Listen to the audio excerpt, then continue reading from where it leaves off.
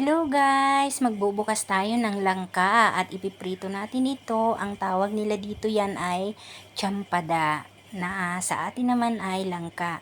Binubuksan ko na guys at ayan. Makikita nyo na ang laman. Ang laman na mamula-mulang langka. Actually guys, matamis ito. Ito yung klase ng langka sa atin na matamis na matamis. Kaya ito ay gustong-gusto nilang iprito. Yan, masarap yan pag prinito. Lalagyan ko yan ng powder. Iwalayin ko na yan. Yan, malalaki yung mga laman niya.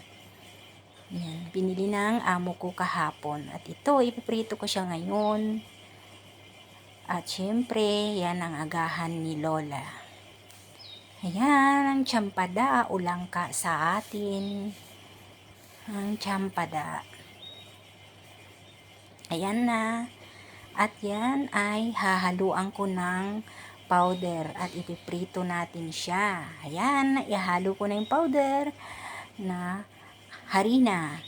At ayan, ipriniprito ko na at ready na siyang kainin. Maraming salamat sa panonood guys. Bye-bye.